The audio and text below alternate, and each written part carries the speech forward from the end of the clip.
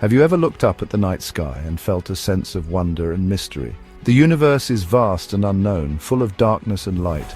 Our spiritual journeys are similar. Sometimes we go through periods of darkness and difficulty. This is what the mystic poet San Juan de la Cruz called the dark night of the soul. The dark night is not about bad things happening to us. It is a journey of purification and transformation. It's a process of letting go of our attachments and ego. This process can be painful, but it leads us to a deeper, more profound experience of God's love. Imagine a caterpillar transforming into a butterfly. It's a messy and uncomfortable process, but it's necessary for the butterfly to emerge in its full beauty. The dark night is like this. It's a time of growth and change that leads us to a new level of spiritual maturity. The dark night has two main stages, the night of the senses and the night of the spirit.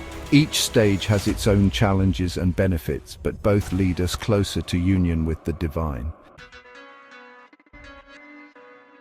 Section 2, Stage 1, the night of the senses. The first stage, the night of the senses, is like a weaning process. We begin to lose our taste for the things of this world. We might feel dryness in prayer or a lack of consolation in our spiritual practices. This can be a confusing time because we might feel like we're going backward in our spiritual journey. Imagine a child who loves sweets. If you suddenly take away all sweets, the child might feel sad and frustrated.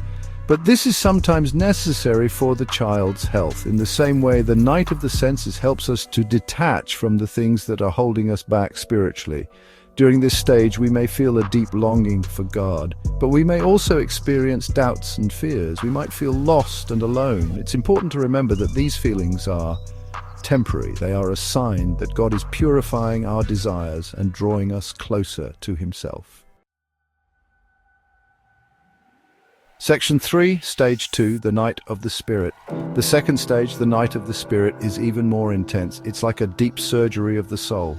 We may experience a profound sense of darkness and emptiness. We might feel completely abandoned by God.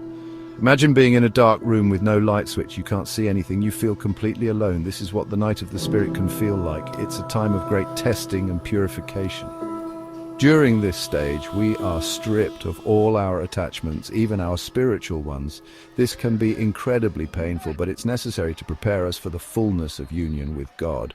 Only when we are completely empty can God fill us with Himself. Section 4, Transformation and Union. The dark night of the soul is a difficult but ultimately transformative journey. It's like a rocket launch. The initial stages are full of fire and noise, but they are necessary to propel the rocket into space.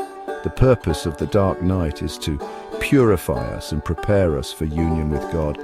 This union is not something we achieve through our own efforts. It's a gift from God, but we have to be willing to let go of everything that is holding us back. The dark night can last for a long time, but it's important to remember that God is with us every step of the way. He is leading us through the darkness into His marvelous light. The journey may be arduous, but the destination is worth it. The reward is the full embrace of divine love.